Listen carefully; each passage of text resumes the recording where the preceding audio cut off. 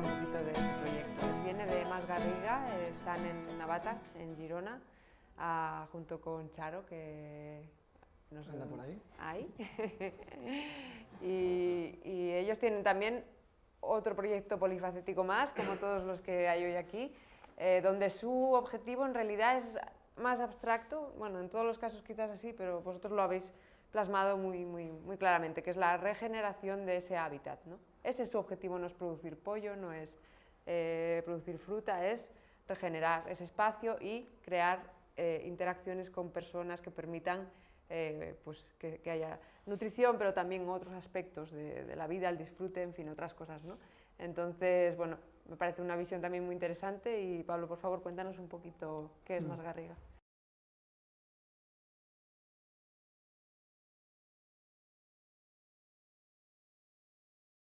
Sí, la intención es la regeneración, ¿no? Y ese movimiento, pues hay un principio que es una emoción, un sentimiento que me viene de la época en cual empecé a dar cuenta o empecé a ver que lo que veía en esa relación humano-naturaleza, pues que no era normal, ¿no? De que uno de pequeño también, o sea, de los ancestros, ¿no? Abuelos que venían de Galicia, ganaderos, en esa armonía, ¿no?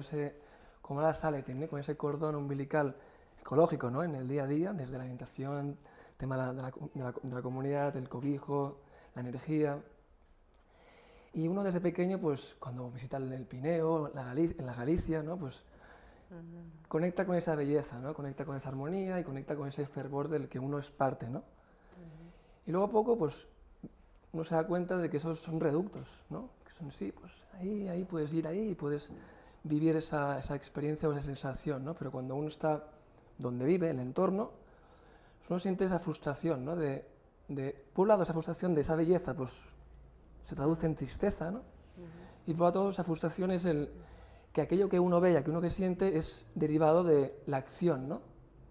Del impacto del humano, ¿no? Ya sea a través de la producción de alimento, ya sea cualquier actividad genera un impacto, ¿no? Y uno se da cuenta de que ese impacto es degradante, o sea, que degrada, o sea, que lleva de lo complejo, donde está la belleza, donde está la abundancia, a la simplicidad, ¿no? Donde está pues, la escasez, ¿no? Y ese es la emoción, el sentimiento que compartimos, y de hecho es el que nos hace andar y relacionarnos con Charo, ¿no? El propósito es, o sea, todo esto es lo que hace movernos, ¿no? Donde queremos llegar no es una producción de mejor carne de pollo de la zona, de mejores huevos, eso es parte de la derivada, ¿no? Pero el propósito es que esta sensación, o sea, porque esto es compartido, cualquiera que pueda ver, como decía, cuando la abras y es una lluvia que se arrastra todo esa capa y ves que cada vez pues, hay menos pájaros, menos animales, algo no está cuadrando, ¿no? Y el propósito es, claro, ahí estamos ella y yo para construir esto, ¿no? Y es que esto sirva para que también pueda abrir ese marco a que otra gente pueda participar de este proceso que al final es una relación, ¿no? Es una relación con el ecosistema que te nutre y es una relación con el ecosistema que cuidas al mismo tiempo, ¿no? Es un recíproco, ¿no?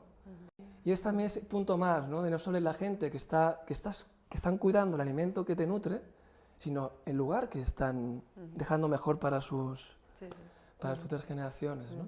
Somos pequeñitos, ya somos ahora mismo 2, la Tierra es 50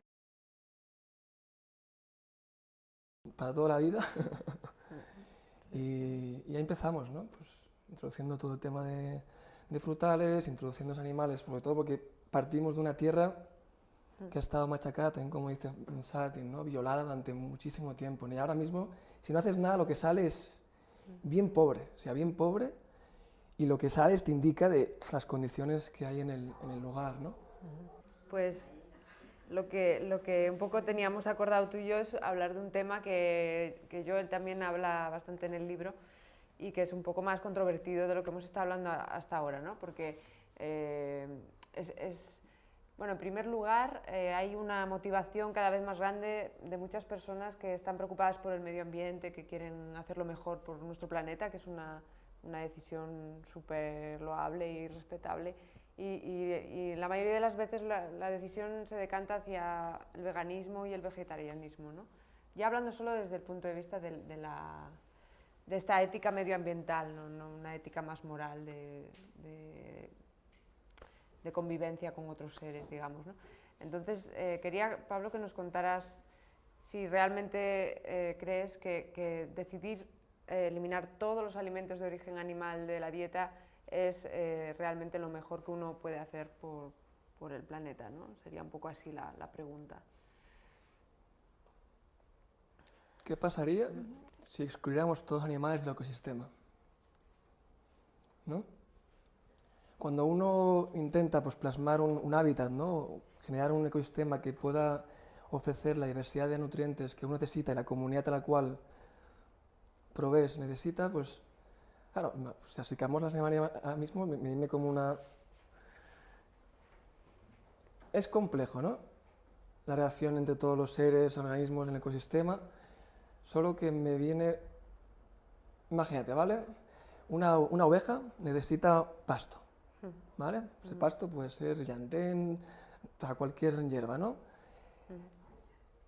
Ese pasto la oveja necesita el pasto, ¿vale? Al mismo tiempo, eso no es lineal, porque de repente el pasto necesita del lobo. ¿Qué pasaría si sacamos de la ecuación o del sistema al lobo? Que el pasto para qué se va a mover, ¿cómo explica? El pasto cómo se va a mover. La oveja para qué se va a mover. Tiene el alimento en su lugar, no tiene una amenaza que le hace moverse, que le hace concentrarse en manadas, está ahí. ¿Y qué hace? Pues el pasto pues, tiene sus reservas, va creciendo, creciendo, hasta que, claro, crece, tierno, ¡buah! La oveja come. Crece y al final... Se desequilibra. Se desequilibra, es decir, de lo que iríamos hacia toda esa complejidad iría hacia lo simple, ¿no? Hacia la degradación. Hay una crisis, ¿no? De la relación humano, o uno observa o ve una crisis entre el humano y la naturaleza, ¿no? En esa crisis, pues, puedes decir, ostras, pues, si los animales son los que causan pues, el desequilibrio, el cambio climático y esto, pues excluimos animales, ¿vale? Entonces ahí dices, bueno, pues excluimos animales, entonces es una posibilidad, ¿no? Y de repente ahora sale la carne sintética, ¿no? Que es una carne que no hay sufrimiento, que no hay impacto negativo en el ambiente. Y digo, hostia, está muy bien si a lo mejor esta tendencia o esta posibilidad viene para poder hacer la primera colonia de humanos en Marte. Es decir, que ya hay una desconexión con el medio, ¿no? Con la naturaleza. Entonces, si la otra parte de la crisis es, hostia, pues sí, bueno, pues naturaleza, adiós. Me voy hacia Marte, la otra es, bueno, pues una nueva relación. Comprender cómo funciona la naturaleza para poderlo simular en el campo, ¿no? Porque cómo se vive como ganadero, cuando tú estás involucrado en la cría de los pollitos y los ves crecer y después llega el momento del sacrificio, todo eso es una realidad y también porque observas la enfermedad, observas muchas cosas, ¿no? Cuando estás en el campo, también en las plantas y en la naturaleza en general, ¿no? Entonces, desde esa perspectiva de esa experiencia, hay una frase que dice Joel Salatin que es bien curiosa, ¿no? Que dice, todo come y es comido, ¿vale? A nosotros también se nos come a alguien, tarde o temprano, ¿no? Entonces esa idea del ciclo, de todos estamos aquí en este ciclo, ¿no? Y como entender, no es dejar de respetar la vida, ni muchísimo menos. Es un respeto profundo que no significa que implique el evitar, el salirse de ese ciclo de alimento, ¿no? Entonces, no sé cómo lo ves tú esto, que desde el punto de vista más ético, ¿no? que medioambiental, como... Pues no, pero es hay una paradoja, porque a lo mejor lo reducimos a la relación con el animal, ¿no? Que a lo mejor es lo que más fácil uno puede sentir una... ¡Oh! Yo no quiero contribuir a eso, ¿no? Porque uno siente a veces una pena, ¿no? Un sentimiento de culpa, ¿no? La paradoja, se me ha ido el tiro, la paradoja, reducción del animal, o sea, la paradoja cuando uno se nutre, otro muere en la relación. Siempre, ¿no? Un poco esa es la Siempre. idea del La nutrición implica vida, implica muerte. Esa muerte puede ser bacteriana, puede ser fúngica, puede ser vegetal, puede ser animal. Ahora, a mí la clave o la reflexión o el cuestionamiento que hago hacia el movimiento, el rechazo de excluir o la decisión de excluir los animales de la dieta por esa ética, al final, todo ese equilibrio, toda esa danza, esa armonía, la muerte es necesaria. Habrá que leerse el libro con más profundidad para repensarlo. Pero sí, básicamente yo creo que es esto, ¿no? Y bueno, creo que lo has explicado bien y te doy las gracias porque realmente es un tema difícil, ¿sabes? Pero que también tenemos que hablar de ello, yo creo. Y es relativo a uno. O sea, lo que a mí es que, no es, o sea, que la experiencia de uno, generalizarla, ¿no? Claro. No, o sea, abierto para poder intercambiar, reflexionar, porque son temas que la muerte es tabú, es algo que no... Es algo muy personal, muy claro. Pues muchísimas gracias, Pablo.